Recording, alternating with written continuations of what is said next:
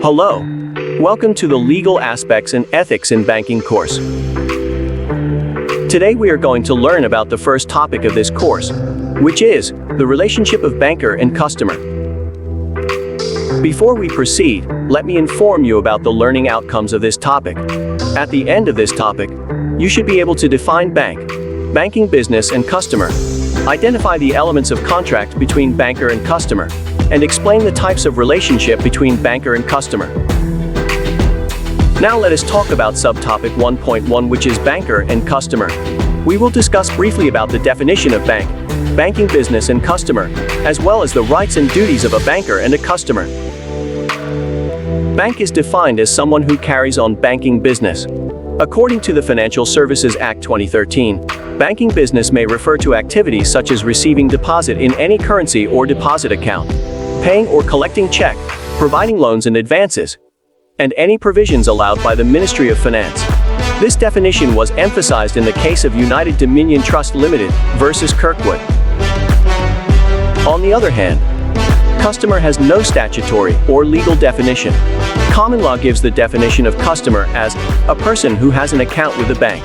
This definition is widely used in the Malaysian banking system. Moreover, there are 5 legal cases that can be referred to in defining customer. In Woods versus Martin Banks, a customer is defined as a person who has been provided with bank services and has intention to open an account. In Ladbroke and Company versus Todd, a customer is someone who has submitted an application to open a bank account. In Great Western Railway versus London and Country Banking Company Limited, a person is a customer only if he has an account with the bank. In Oriental Bank versus Rubber Industry, a single transaction with the bank is enough to consider a person as the bank's customer. In Hedley Byrne versus Heller, a person is a customer if he accepts bank's advice. These are the rights and duties of a banker. As a banker, you need to know what are your duties so you can perform them professionally, and at the same time, you also need to know your rights so you can make decisions wisely, especially when encountering with problems, especially problems related with your customers or clients. For instance, the case of Buckingham and Company versus London and Midland Bank emphasized the banker's right to set off or combine accounts. The case of Foley versus Hill highlighted the right of banker to use money as it wishes, while the case of London Joint Stock Bank versus Macmillan and Arthur stressed on the right to expect customer due care in issuing check. These are the rights and duties of a customer. Just like a banker, customers also need to know their duties so they can have smooth dealings with the bankers. They also need to know their rights so that they can deal with any dispute which may happen when dealing with a bank. For instance, the London Joint Stock Bank versus Macmillan and Arthur case stressed on the duty of customer to exercise reasonable care in drawing check, while in the case of Greenwood versus Martin Bank, emphasized the duty of customer to notify bank promptly if they notice any forgeries. Let us move on to the next topic, which is topic 1.2, the relationship of banker and customer.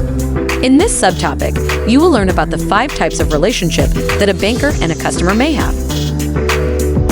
Banker and customer may have a relationship based on contract. This is whereby the relationship between a banker and customer is limited to what have been stated in a contract. It is controlled by the general rules of contract, agency rules, general banking practices, and based on transactions. This relationship was emphasized in the case of Burnett versus Westminster Bank Limited. Moreover, bank may also become the constructive trustee of a customer, hence creating a trustee and beneficiary relationship.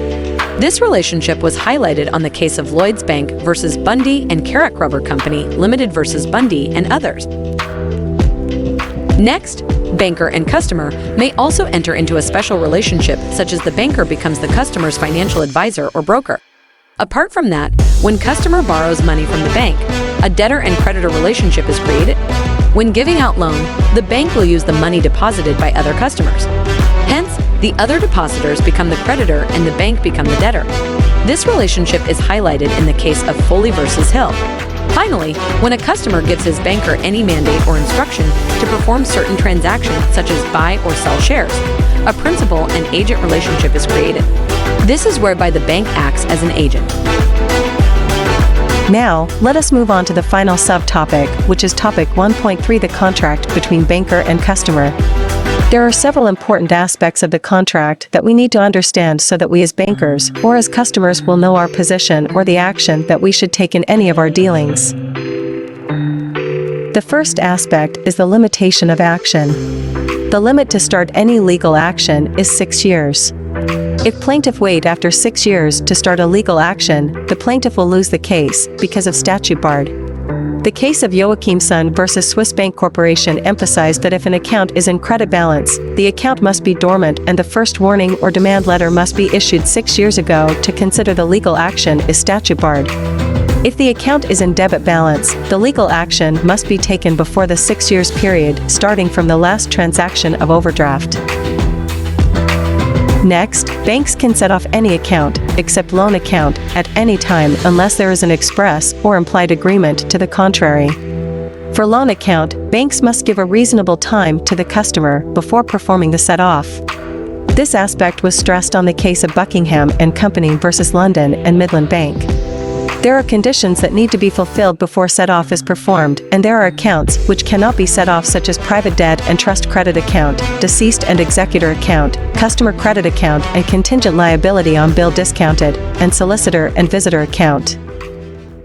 Next, bankers must not tell others about the customer financial information even the account has been closed unless with customer consent. Banker can only disclose under compulsion of law, if required in the public interest to prevent fraud and crime, in interests of banks or if there is an express or implied consent of customer. Next, if debtors make no appropriation of payment, banks may make appropriation provided that debtor has the chance to do appropriation but fail to make it. If there is no specific appropriation between debtor and creditor, rule of Clayton can be applied.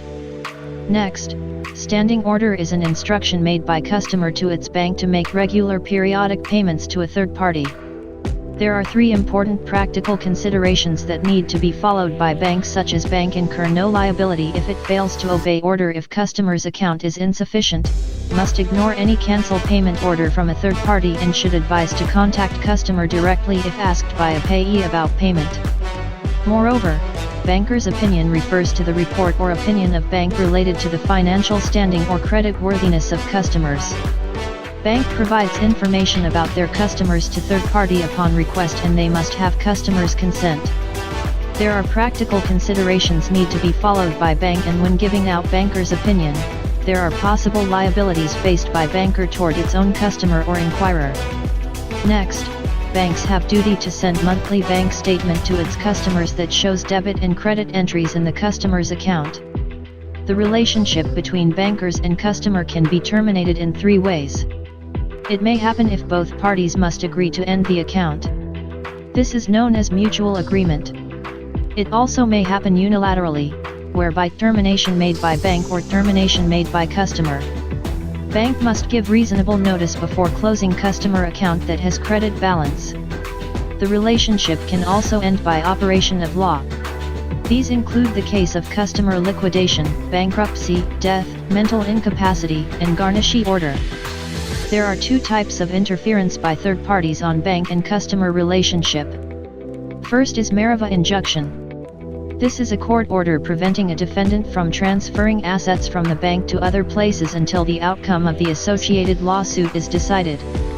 It may be in general order to freeze all defendants' assets with a particular bank or maximum sum order. Next is garnishee order, which is a court order requested by judgment creditor whereby all funds or property belong to the judgment debtor which in the possession of a bank, must not be or are prohibited to be released until a direction or instruction as to their disposal is received from court.